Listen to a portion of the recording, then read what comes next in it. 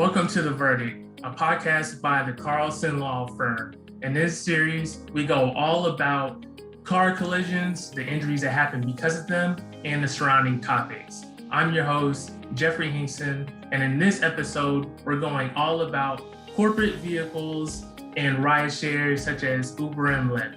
And in this episode, I'm joined by Todd Kelly and Jaime Lynn. Thank you for coming on this episode. You know, the Carlson law firm has multiple locations, and while someone might know a couple attorneys from one location, they might not know the other. And I wanted to give you all a chance to introduce yourselves, starting with Todd. Sure. I'm Todd Kelly. I am a partner here at the Carlson law firm. I run our North Austin office. I'm a personal injury trial lawyer. We have 4 lawyers in my office and a staff of about 15.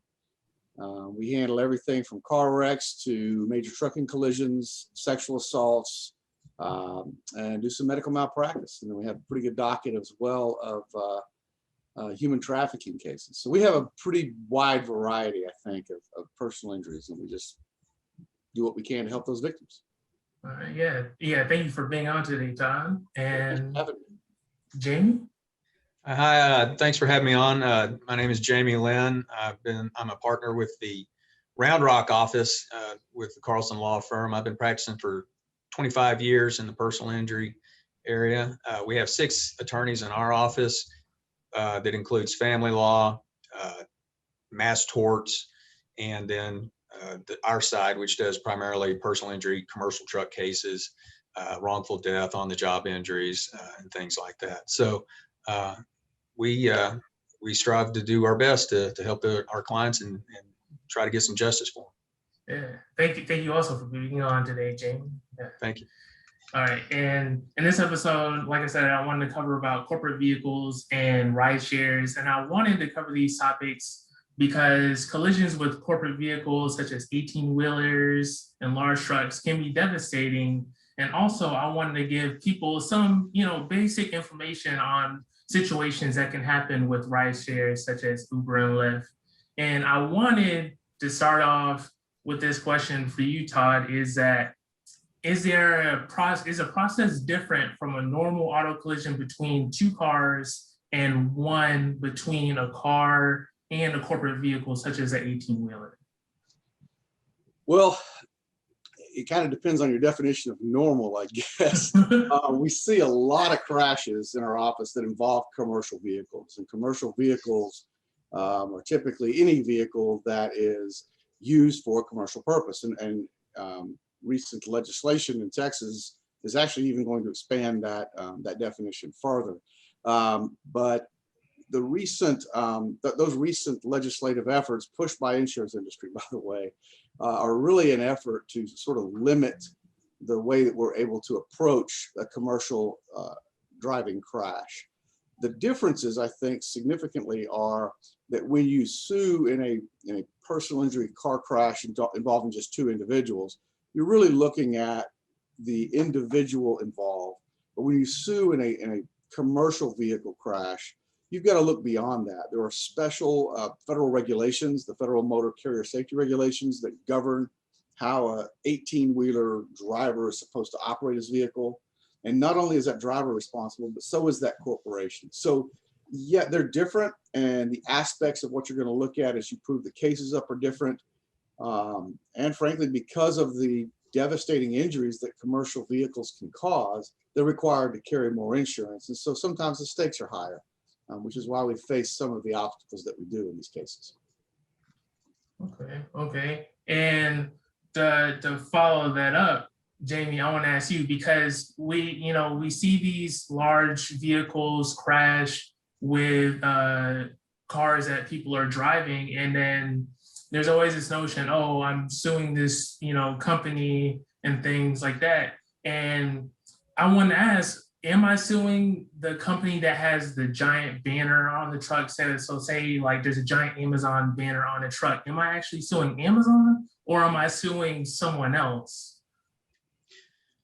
Well, the lawyerly answer is it depends. You're going to be suing both, frankly. And the kind of to touch on what Todd was saying earlier, there are a lot of similarities between a regular car crash and a commercial vehicle, but what you run into with the commercial vehicles is some of what you just described. A lot of these companies hire independent contractors, and they have contracts with them indicating that they are independent contractors to try to limit the liability that the company may have. If they are interstate truckers, though, federal law regulates them, and they become, the independent contractor becomes a driver of the company itself, even though they are an independent contractor. So you are still able to sue the company and go after them. And if it's intrastate, if it's in Texas alone, the Texas Department of Transportation has adopted a lot of the federal rules, but I don't know that they've incorporated the requirement that they become a driver for the company in and of itself. And so you've still got to be able to show systemic failures with the company in their hiring practices and their supervision and their regulation and their control of the driver, because they still have those obligations, even if they have a independent driver working for them. One of the things I'd add on to that, Jaime, is that is the law as we sit here today and do this interview, but we are faced with legislation in our Texas legislature that would actually prohibit us, as long as the company comes in and says, yes, that's my driver, it'll prohibit us from even showing evidence to the jury about that negligent hiring or that negligent retention or that negligent supervision. And while I don't mean to get totally on a soapbox, I think it's important that people understand those causes of action are likely to be lost based upon this legislative session and the bills being pushed by the insurance industry through TLR. That's absolutely true, and that's a big problem that you run into, because what they're trying to do is limit it to an individual crash, and the systemic failures that may be rampant throughout the company don't get brought in before the trial, and so the jury doesn't get to hear that. And one of the purposes of tort law is to ensure that other people in the future aren't harmed or killed because of the negligence and the actions or inactions of some of these companies. And so some of this legislation is going to be prohibitive in letting in falsified log books, dash cam video, tracking devices, pre and post trip inspection information. State and federal government inspections are showing that this company has consistently had trucks taken out of service, poor training, poor supervision, maybe not even be able to get into the health certifications of the drivers to determine whether or not they should even be on the road. And those are all problems that are truly systemic within a lot of these companies, and we've run into those on quite a number of occasions. In fact, you and I, Jaime, have had that very issue on a case we tried together. Last case I tried into an actual courtroom, actually. And, one of the things that really frustrates me is that we have witnesses that'll take the stand and they raise their right hand and they swear to tell the truth, the whole truth, and nothing but the truth. Yet we're passing laws that prohibit the whole truth from being known by the jury. Okay, and because it's interesting, hearing your conversation, and I wanted to ask, following up, like, what is the major reason they try to limit what people can see as they're fighting these cases? Whether that's like, is it the reason? Is it trying to protect reputation? Is it trying to, not pay as much because a lot of these cases could happen? Todd, what is the reason why they try to protect the information that could lead to them being, the quote unquote perpetrator of these cases? Sure. Well, the bottom line is you got to follow the money. This legislation is being pushed by the trucking industry and TLR, which is an insurance industry that's renamed itself, or an insurance conglomerate that's renamed itself.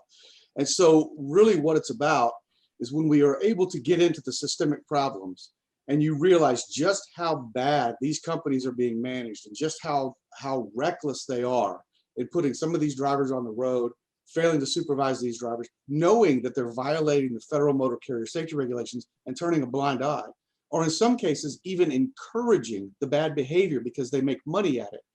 When they do that, what happens is these insurance companies end up being held responsible for that $1 million policy that they're required to carry. But often what happens is they refuse to pay that, forcing us into litigation. And the juries see these bad actions, and they want, in the jury, in an attempt to protect all of society, awards a verdict that tries to tell the trucking industry, hey, correct your behavior. Well, rather than correct behavior, what they've chosen to do is limit the jury's ability to put that corrective action on them. They'll come in and they'll say, oh, these are runaway verdicts. This is this crazy, litigation landscape, lawsuit lotteries.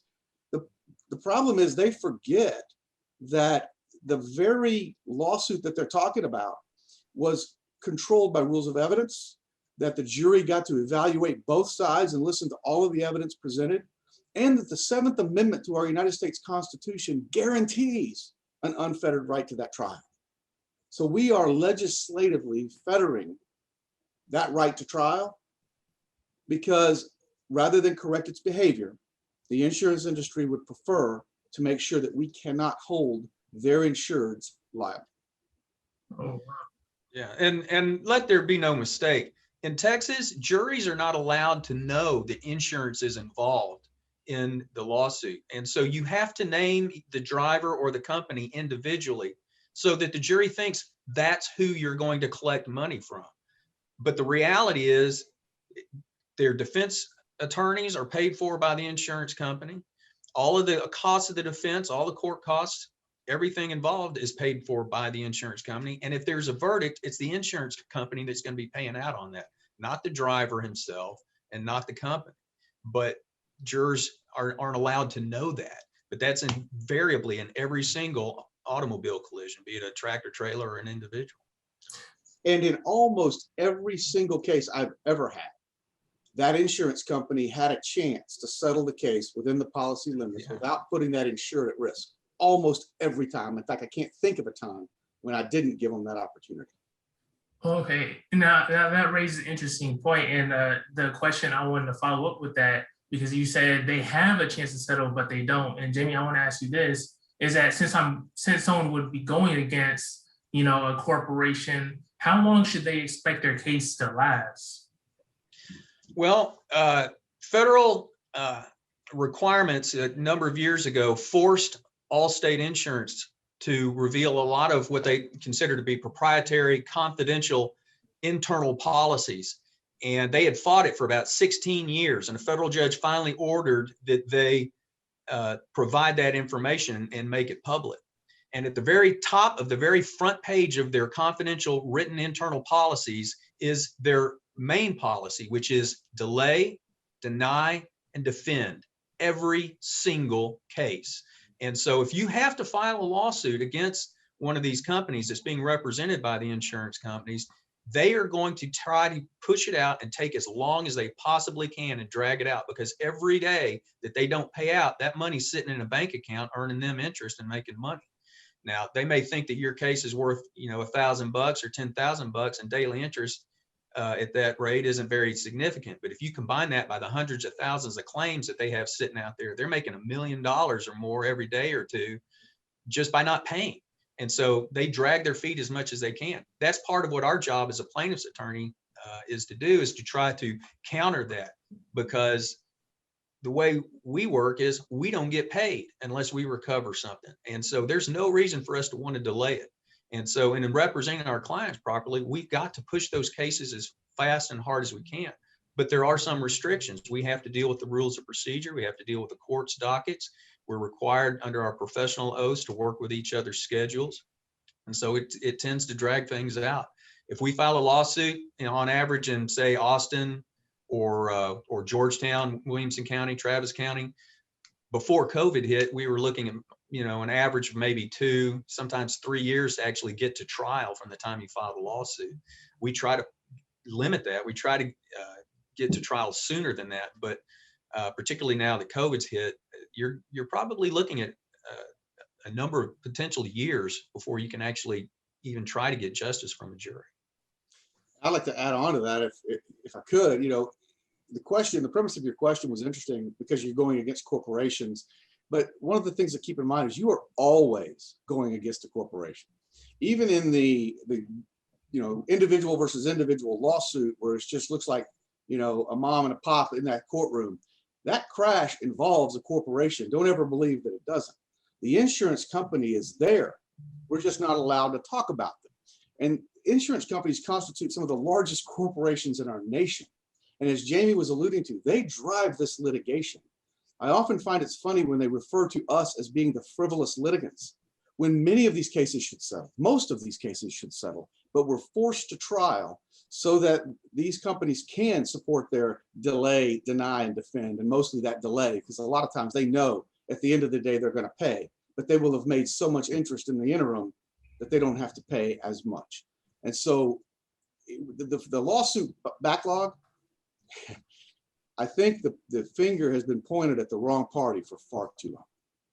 And following up with that, because earlier you had mentioned there might be new legislation, new rules protecting drivers and corporations, and also hearing about the delay with these cases. I wanted to ask, do you think there will be an uptick in crashes involving corporate vehicles because of the higher demand of online shopping and delivery?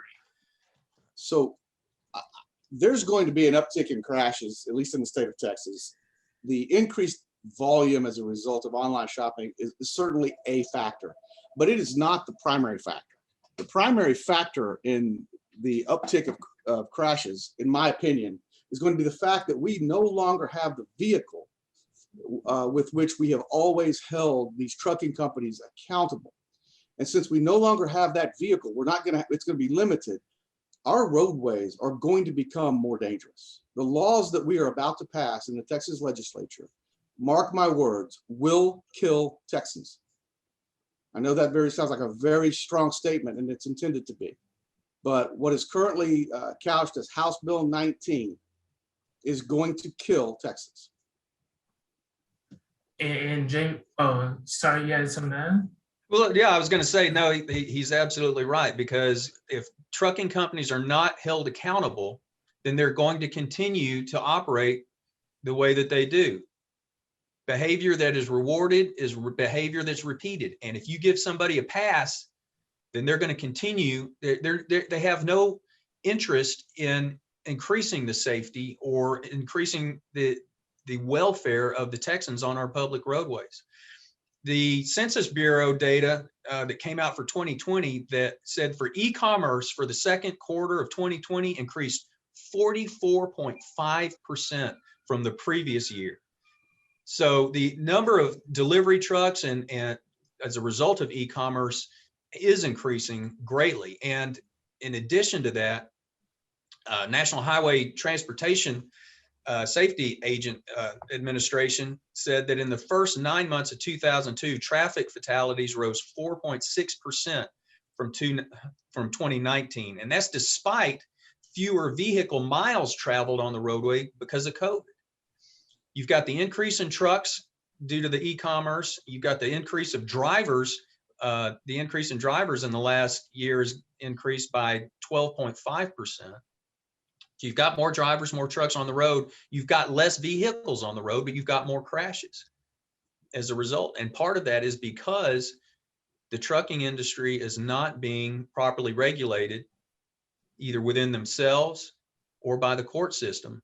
And it's going to increase the ability for them to kill more people and severely injure up more people if this legislation that is being proposed is passed.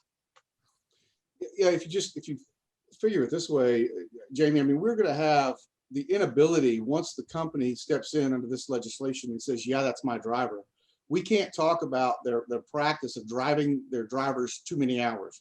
We can't talk about their practice of paying their drivers by the mile, which influences and encourages the drivers to speed and to drive more hours in a day. We can't hold them accountable for those things unless they were, and the phrase is, directly related to this crash. Well, the history of driving a fatigued driver, or the history of forcing a driver to drive more hours, or encouraging it by paying them more per mile, or the practice of contacting a driver on their cell phone while they're driving, those practices don't come into play. The jury doesn't even know about it. So those things are going to happen more, and the companies are going to force that. And we know that's going to happen. And when that happens, and especially when you have fatigued drivers, what does a fatigued driver do? Well, they're going to use something. I use coffee, but there's a lot of drivers, and you and I have seen them, Jamie, that aren't using coffee to stay awake when they're on the road because they're driving too many hours. And so I don't feel hesitant at all when I say that House Bill 19 is going to kill Texans, because it is. And because you had mentioned, you had seen fatigued drivers cause crashes and things of that nature. And I want to ask both of y'all, starting with you, Todd, throughout your career, what were some of the causes for truck crashes that you have seen? Well, I've seen untrained drivers, people that just either didn't have a license, or their license was expired, or they've been trained so long ago and it's just been grandfathered in. They really didn't know how to operate the vehicle they were operating.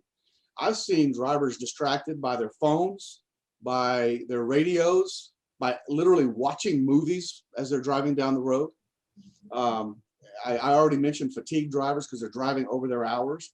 A lot of times that is related to drivers who are not medically qualified. You have to get medically qualified, and there's a lot of gamesmanship played in these medical qualification records as well. Some of the doctors are kind of on the take with these companies as far as passing these drivers so they can stay on the road. So if you've got a driver, it's a sedentary lifestyle. I'm not complaining. I've got one too. I sit behind a desk as I speak. But driving a truck is a sedentary lifestyle, and it leads to health problems. Those health problems can relate to fatigue. And when you add driving too many hours, you've got a fatigued driver. If he then distracts himself with something, you've got a real problem on the road. And so I think sometimes they forget how big these pieces of equipment are. And then you've got the issues of faulty equipment on the truck itself. We've seen, brakes out of service. We've seen tires out of service. We've seen headlights not working. We've seen lighting issues in the back not working. And then when you've got a driver being paid by the mile, you've got drivers speeding. So those are the ones that come readily to mind. There's probably some others. And Jamie, I'm sure you've seen some things that I haven't mentioned as well. But those are probably the primary ones that I see in my practice. Yeah, and that's what I've seen, and I think we've seen in the trucking cases we've done together. Another problem that relates back to the health issues that these drivers go through is sleep apnea. It's a very common problem among drivers, and it really, really affects them. Even if they get a full 8 hours of rest or purported rest, the apnea never causes or allows them to completely get the rest that they need, and they remain very fatigued afterwards. And that's often something that we have seen. In fact, in the case that we tried recently, I think that was one of the issues, was that the driver had been diagnosed as suffering from sleep apnea, but they didn't do anything to help him. They didn't get him any of the machines. I forget what you call them, Todd, but the CPAP machine, which helps them get the rest and sleep that they need. And they didn't even work to make sure that he was using that so that he would be able to get the rest that he needed. Weather, rain conditions, just the hum of the vehicle are things that can all affect your mental abilities as well, and cause even greater fatigue and sleep. So a lot of different factors. Jamie, you mentioned the issues related to the case that we just tried and how they didn't do anything to help him. But one of the things, and one of the things that's going to be affected by this new law, is that they didn't have a safety program. That's right. I don't mean they didn't have an effective safety program. They didn't have a safety program, period. And there's a lot of the mom and pop trucking companies out there that, and purportedly this legislation has been pushed to help keep them in business. But folks, I'm here to tell you, if they don't have a safety program, I don't want them in business. Jamie and I both have young children at home. When I look at my daughter, all I can think is, my God, I have failed you because I haven't done something to stop this law from coming through. And our roadways are getting more dangerous now, and you're going to be on them. And if we don't all look at our world that way, then what we're doing is we're creating an unsafe world for our children, and it scares me. And folks, some of these companies just care about the dollar. They don't care about safety at all. Some of them do. There's some good companies out there, but some of them just don't care. And the ones that don't care are the ones that are going to be protected, because the ones that are safe and are doing the right thing, it's not going to affect them anyway. Right. And that is, and for instance, we keep going back to that case that we had, but there was just so many things in that case that were just unbelievable. It was that this company, they had a federal law requires pre and post trip inspections to make sure that all of the equipment all is working, the brakes are working, the tires are in proper condition. And they're required to retain those logs to confirm that you actually perform those inspections. They didn't have one single trip inspection ever for the entire history of the company that they could show. Not one. That's crazy.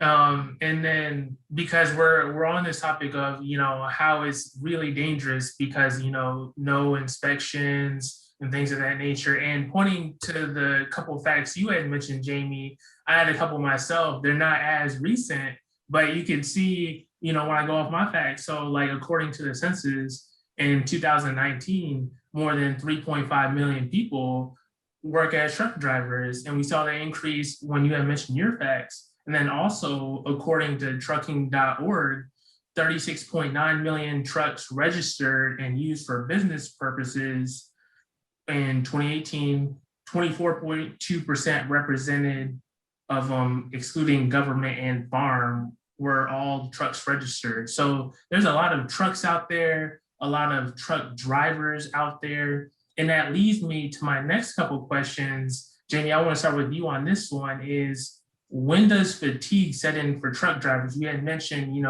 they need 8 hours of sleep, but even sometimes that isn't enough.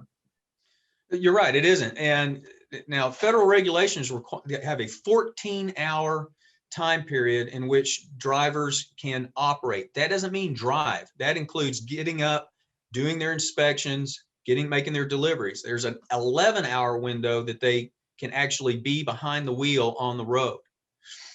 The problem is, and particularly going back to the e-commerce situations, is the need for rapid, immediate delivery from a lot of these companies is causing a lot of them to skirt around those rules.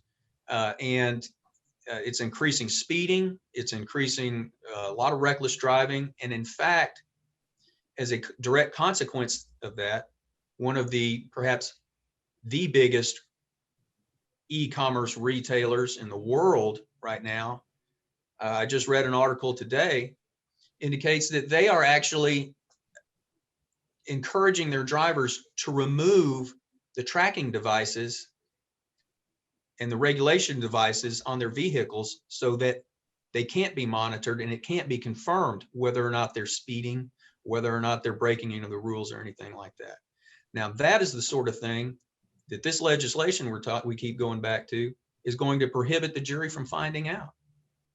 Yeah, because hearing about the tracking devices, because one topic about the tracking devices I've heard is like, oh, they remove the tracking devices. That means, the companies won't be so harsh on the employees for having to work these long hours. But like you had mentioned, the other side is that, oh, if they remove these tracking devices, then the companies, they don't really have the evidence to be proved liable in case these things happen.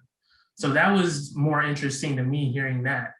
And Todd, I wanted to bring it back to you, is that why do these companies make their drivers work severe hours when fatigue on the road is a known issue? Because I learned something years ago is that, say for instance, a truck driver has to deliver something to Walmart, they have to make it in a certain window, or that company or that manufacturer of the company won't be allowed to, have that delivery taken by Walmart. They have to meet a certain time window.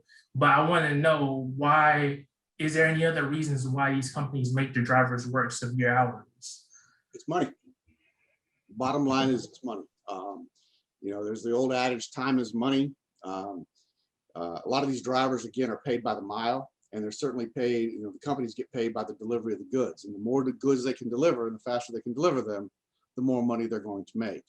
And so just like Jaime is talking about, if you destroy the evidence before it's ever even evidence, you destroy the evidence that you are of what you're doing and what you're going to be doing, then you're free to push these drivers as hard as you can to drive those hours. And again, you're talking about a sedentary lifestyle. You're pushing drivers to drive, 14 hours or more a day, or more than 11 hours anyway, per day. And you're really putting a lot of people at risk. The old movie that, I loved as a kid, right? Smokey and the Bandit. Eastbound and down, 18 wheels of trucking. We got a run to make. That's what it's about. It's not Smokey and the Bandit, and it shouldn't be glamorized, because when these people are on the road and they've got the hammer down, to refer back to the song, they're putting our children at risk. They're putting our families at risk. And so why are they doing it? Bottom line is they get paid more if they do it. The crashes are going to happen, but from the trucking company's perspective, that's an insurance problem. And the insurance doesn't have a problem anymore because they've changed the law. Okay, and going off, because we're still on this thing about truck drivers, Jaime, because Todd had mentioned earlier about, drivers that weren't properly trained. I want to know, what does a hiring process look like for these companies? And overall, why is it important to know about the background of these drivers? Well, you need to know their driving history, first of all, and you need to know the training that they've received. Younger truck drivers now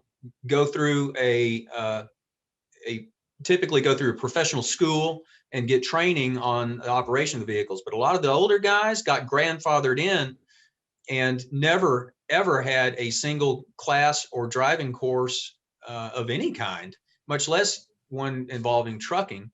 And so you get a lot of these guys that are qualified because they're grandfathered in, but they're not really qualified because they haven't had the proper training and instruction provided to them, either because they sought it out themselves responsibly or because the company that they work for didn't require it. A lot of these smaller companies we see don't have any kind of training requirements or hiring requirements, and they'll hire just about anybody.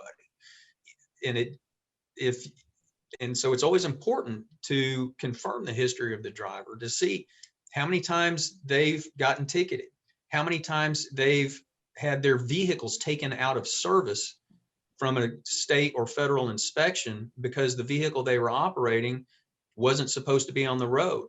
And clearly in their pre-trip inspection, they hadn't discovered that, or they chose to ignore that and put that 80,000 pound vehicle on the same highways as you and me and all the rest of us in this state.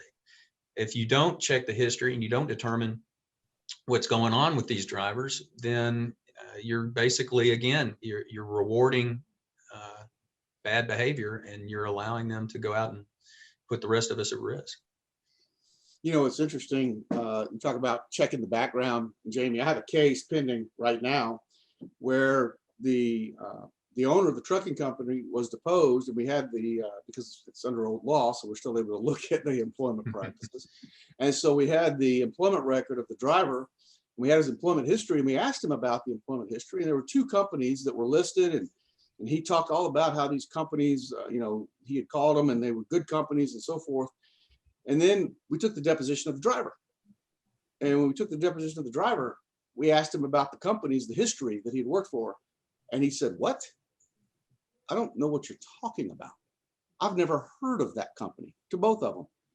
Well, that, of course, prompted the next question. It's like, "Well, is that your signature at the bottom?" To which he responded, "No." And I thought it was interesting because in Texas, I said, "Well, how certain are you?" And in Texas, we all understand when a man says, "I'd swear on my mother's grave," he's pretty sure that that's not his signature. So some of the hiring processes are really problematic. But again, we're not going to be able to get into that after this law changes. Yeah, because it sounds like really like you had mentioned, a lot is going to be changing because of these laws and the protection of drivers on the road, and how these companies can get protected because of these laws that are going to be changing everything. And Switching, I wanted to switch off the trucking and move on to ride shares such as Uber and Lyft, as well as taxis. Um, Jamie, I wanted to start with you on this one. So say, you know, a Uber or a Lyft or even a taxi driver is involved in a car crash. Is the process any different than just, you know, a regular mom and pop crashing into each other? Initially, the process is going to be slightly different because you've got to make some initial determinations in regard to the crash. Whether or not the Uber or rideshare driver was actually on the clock at the time, whether they had passengers or not. And then, of course, whether or not they were at fault as opposed to some other vehicle. And you've got to determine that because you've got to determine the level of insurance coverage that's going to be available, because it's going to vary. If he's off the clock, he or she are probably going to have quite often what are the minimal policy limits in the state of Texas, which is $30,000. If it's a rideshare company that they're working for and they're actually on the clock at the time, then those amounts increase.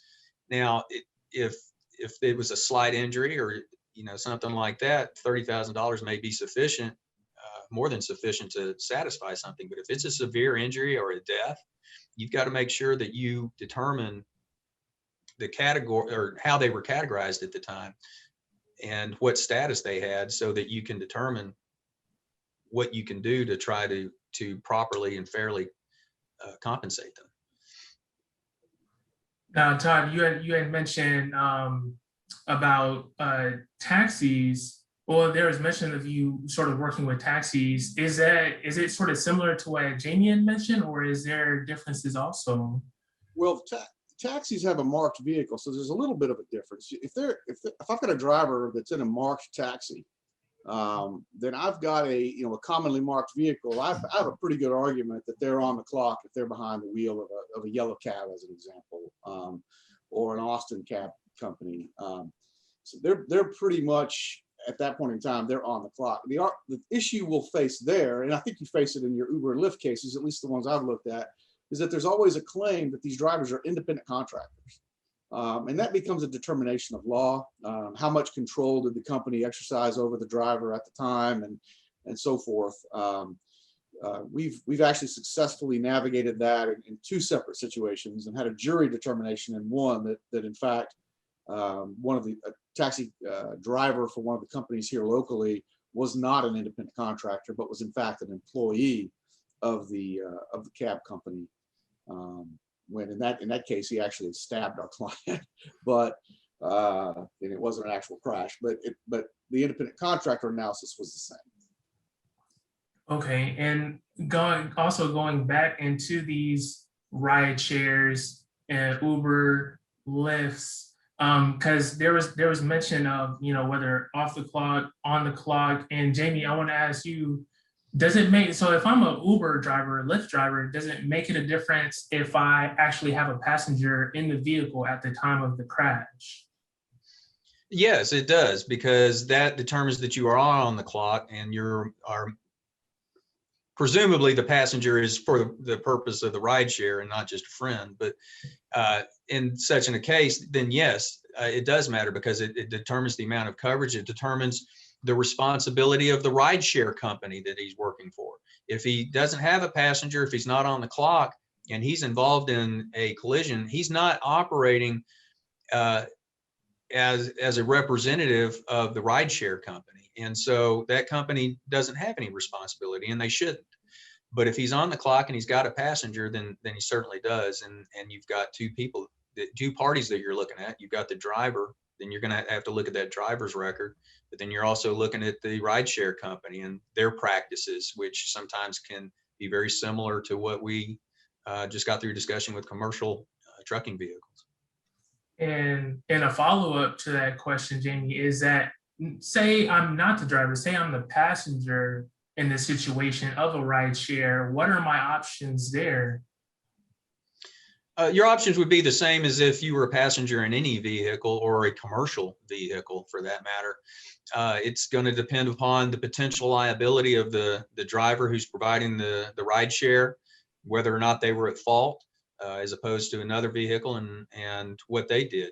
But because you were a passenger, you were a paying customer, you've got not only the ability, if necessary, depending on the facts, to either go after that driver individually or the company itself, or both, as well as, and sometimes as well as a third party vehicle that caused the collision, depending on how the crash happened. Yeah, I was actually going to chime in on that part, Jamie, as well. And one of the first things you've got to answer, Jeffrey, is, who caused the crash? Sometimes it's one person, sometimes it's multiple people, sometimes, but if you're the passenger, it's pretty hard for you to have caused the crash. I think there are exceptions to that rule. I can imagine things where the passenger might cause an auto crash, but generally speaking, a passenger sitting in the back seat of a rideshare probably isn't going to be the person that caused a crash. So you've got at least two potential drivers to look at when you have one of these crashes.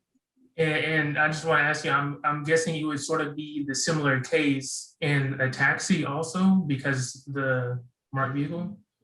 Absolutely. Now I've got the marked vehicle really just goes to the corporate responsibility for that taxi, but you still got to look at who was responsible. I've had taxi cases where the taxi driver himself, in my case it wasn't him, but the taxi driver himself was not negligent, but the other driver was. And so even though my client was in a taxi, we didn't sue the taxi cab company because the driver wasn't negligent, but the other driver caused it. And so we sued the other driver. Okay. And lastly, just is both for both y'all, do you have any stories or any cases you would like to talk about regarding either trucks or corporate vehicles or ride shares? Todd? Well, Jamie and I tried a case together, so I think that's probably appropriate since we're here together, Yeah. And especially since it was the last time he and I got to stand up in a courtroom and do anything. So, I don't know if we want to mention names here. It's not private, but but we'll keep the names out of it. But our client was a hardworking 72-year-old man. He was driving a dump truck himself the day of this crash. Not at the time of the crash, but the day of the crash. He'd been driving a dump truck. He was a hardworking man. All of his employees said this guy, even at his age, would jump down out of his dump truck and help with the work. When he got there, he didn't just sit up in his cab. Hardworking guy, and he's driving home from work that day in his pickup.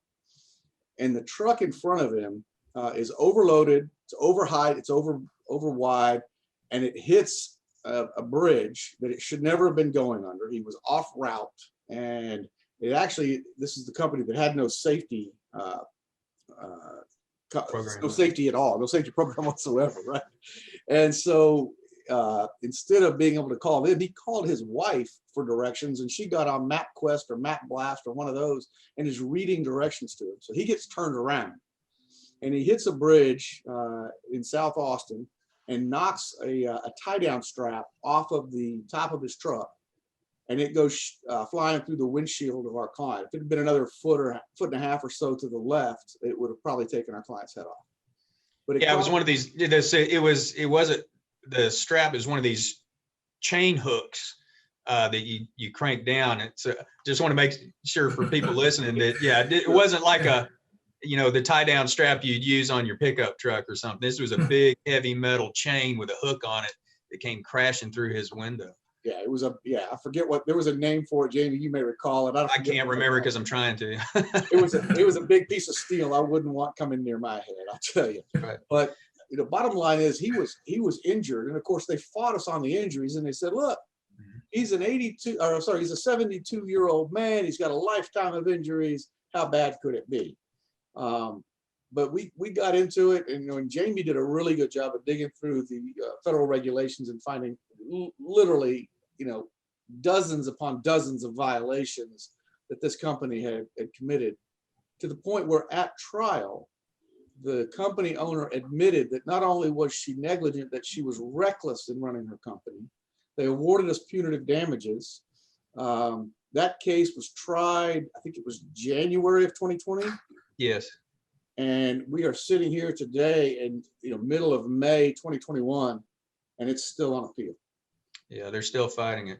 And I would point out, in addition to what Todd said, the truck was overloaded. And when you get and when you're hauling an overloaded vehicle, you have to get a special permit from the Texas Department of Transportation and DPS, and it gives you a specific roadmap and a specific route to take. And that's what you're supposed to follow. It's printed out and you got it right there with you. He didn't want to look at that though. Like Todd said, instead of following the regulated route that he was required to follow, he was on his cell phone driving down the road with this overloaded truck, talking on his cell phone, having his wife on Google Maps telling him which way to go. And that was just one of many, many safety violations that the guy was committing at the time. You know, the police officers that responded to the scene, they actually did an investigation and inspection into this truck. And they told us there were no less than 7 violations that would have kept this truck off the road. They would have been out of service violations. So Yeah. had they done an inspection, this truck itself should never have even been on the road. Not to mention the other things that the driver did wrong. That's right. Yeah. And so that goes back to what we've been talking about this whole time, is the lack of safety requirements and supervision that some of these companies, not all of them, but some of them have. It's the ones that don't follow the safety rules that you hear about, and the ones that we're going to trial on, and the ones that we're having to take to task. It's not the entire trucking industry. It's these individuals that would prefer to put a dollar over the safety and the lives of the citizens of this state. You know, I watched some of the testimony with regard to the legislation that they're talking. And one of the most powerful pieces of testimony that I heard was from an owner of a small trucking company. And what he said was that this legislation is going to destroy his competitive advantage because he does drive safe and he pushes it to drive safe. And that costs him a little bit more in terms of time. And so he doesn't make as much in terms of profit, but he keeps us safe on the road. But he said this legislation, because it's going to allow all these unsafe drivers to operate just like he does, he's going to lose his competitive advantage and probably lose his company. So we're going to lose the safe one and replace it with the dangerous ones. And that's what our legislature has done. And I'd also like to point out, in the case that we were talking about, another thing to consider is a lot of these companies, when they commit safety violations and harm or kill people, if they're not taken to task, what they've been doing is shutting down that company and opening up another company the very next day under the same operation plan. And that was exactly what happened in the case that we had. They closed down the company after this crash because they couldn't get insurance anymore. Not a single insurance company would insure them. Oh, wow. So they shut down that business, and the next day they opened up another company doing the exact same thing, using the exact same trucks, using the exact same offices and the exact same lack of policies or training or anything else. They're right back up on the road again. Yep. I specifically asked that corporate owner, I said, are you doing anything different with your new company? And the answer was no. Yeah, that's crazy. Hearing about that case, hearing your sides to it is crazy. Hearing the violations with the trucks, the business side of switching companies every time something like this happens. Hearing about the small company and the competitive advantage that's being lost. A lot of factors at play here because of this legislation, because of this bill. And lastly, I just want to ask, is there anything else y'all would like to add to the topic or conversation? Jamie, I think I've added to the topic by bringing in this legislation, which I know wasn't really on the topic list. It's just, it's fresh and it's been ongoing. So it's kind of, burning at the top of my mind, but I don't have anything to add in addition to that, other than, let's protect Texas families. That's right. That's the whole point of what we do. It's,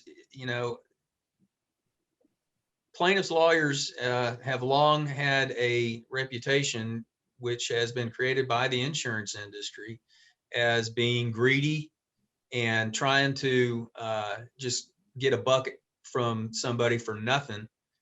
What we do is we protect people.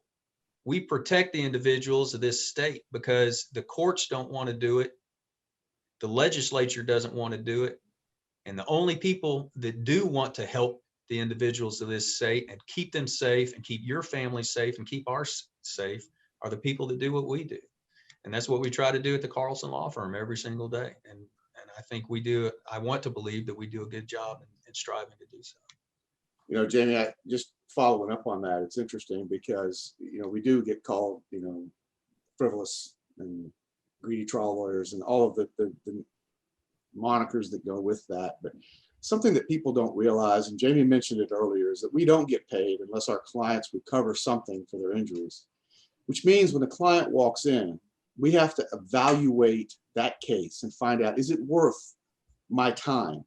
Is it worth my effort? Is it worth the investment of our financial resources to pursue that case? And only if the answer to all three of those questions is yes, do we then even take the next step and start gathering evidence to see if we think we can now prove the case that we believe in. In essence, we are the first jury. And so when you say that we pursue a frivolous case, you're calling us stupid, and maybe we are, because I don't know too many businesses that would operate very long on, I only get paid if I'm successful. But because we only get paid if we're successful, the idea of a frivolous lawsuit is an overblown fallacy. Do some exist somewhere, sometimes? Absolutely, it happens. But there have always been laws in place to both toss the case and punish the lawyer who brought them when they bring a frivolous lawsuit. That's the truth that not enough people know. Frivolous lawsuits in reality are an extreme rarity. We have a jury system established by our founding fathers in the 7th Amendment of our Constitution that ought to be able to hear every one of our cases, make a determination based upon all of the admissible evidence, and rule accordingly. And that's not frivolous. That's justice. Okay. Well, that's it for this episode of The Verdict. Be sure to come back, check out our other episodes in this series, all about car collisions, the injuries that happen because of them, and the surrounding topics. And if you're listening to this on any podcast platform, be sure to rate us 5 stars. If you're watching this on YouTube, the video version, be sure to subscribe to our YouTube channel, The Carlson Law Firm. Also, if you want more details about the topic presented in this episode, we'll have links to blogs that go more in depth in the video description. And we're on social media at the Carlson Law Firm on Facebook, Twitter, Instagram, LinkedIn. We also have a page exclusively in Spanish with our news and updates at Carlson Abogados. Lastly, if you're looking for an attorney, our bilingual team is here to help.